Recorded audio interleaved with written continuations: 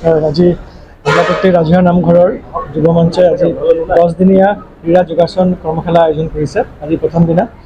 আৰু মই আয়োজকসকলক ধন্যবাদ দিম, তেওঁলোকে ইমান ধুনীয়া এটা অনুষ্ঠানলৈ আগবাঢ়ি আহিছে, ইমান সৰু ল'ৰা ছোৱালী আহিছে। আৰু তেওঁলোকে টাৰ্গেট আছিলে 40-50 জন, কিন্তু দেখা পোৱা গৈছে এতিয়া অলৰেডি 92 এণ্ট্ৰি হৈছেই। তেওঁলোকে আজি ক্ল'জ কৰি দিলে। মই সকলোকে অনুৰোধ কৰিম যোগা শিকিবলৈ।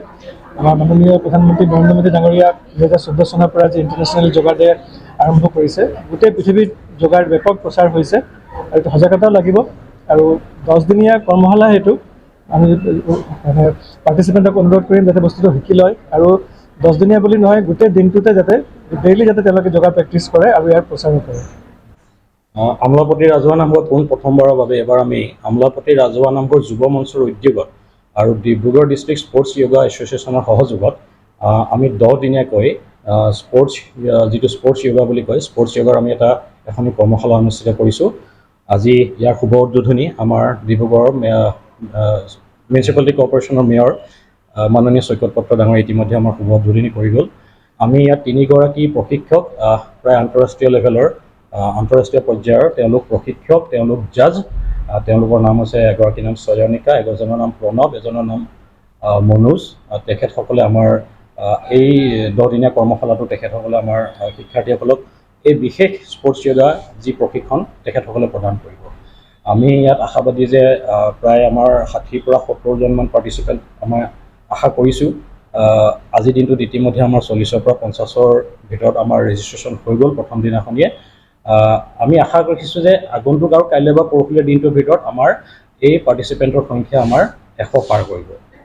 আজি এই যিটো যোগ কৰ্মশালা ডিব্ৰুগড় ৰাজহুৱা নামঘৰ সমিতি ইয়াত যিটো আয়োজন কৰিছে 10 দিনৰ কাৰণে, সেইটো এটা বৰ প্ৰশংসনীয় এটা কাৰ্যসূচী এটা আৰম্ভ কৰিছে। যিটো কাৰ্যসূচীৰে যিটো যোগাৰ যিটো আসনৰ নতুন প্ৰজন্মৰ কাৰণে শিকি তেওঁলোকৰ নিজৰ এতিয়াৰ পৰা এটা কোমলীয়া বয়সৰ পৰা এটা অৱস্থাৰ পৰা নিজৰ চিত্ত শুদ্ধি আৰু শৰীৰৰ যিটো ফ্লেক্সিবিলিটি যিটো আনিব পাৰে, সেইটো আসন আৰু নিজৰ উশাহ যিটো হেৰি কৰি পেলাই দুটাই সংমিশ্ৰণ মিক্স কৰি পেলাই যিটো টেকনিক, যিটো এটা পদ্ধতি শিকি লৈ নিজৰ মনৰ শুদ্ধিকৰণ কৰিবলৈ এটা নতুন এটা প্ৰক্ৰিয়া, এই প্ৰক্ৰিয়াটো শিকিব পাৰিলে তেওঁ নিজৰ পিছৰ বয়সৰ কাৰণে অত্যন্ত ভাল।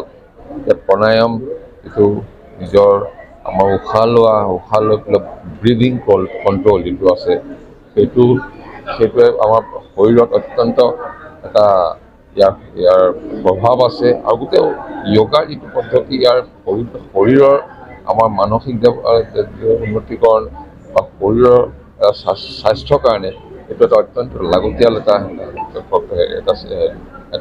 এক্সাৰচাইজ বা এটা এক্সাৰচাইজ বুলি মই ক'ম, যিটো আমাৰ সকলোৱে জনা উচিত। দুৰ্ভাগ্যক্ৰমে আমি এতিয়াও বহুতে জানিবলৈ বাকী আছে বা কৰিবলৈ বাকী আছে। আৰু এইটো যিটো আজি ৱৰ্কশ্বপ আজিৰ পৰা যিটো আৰম্ভ হৈছে 10 দিনীয়া কাৰ্যসূচীটো, এইটো এটা অত্যন্ত ভাল পদক্ষেপ। আৰু আমি সকলোৱে ইয়াত জইন কৰিব লাগে।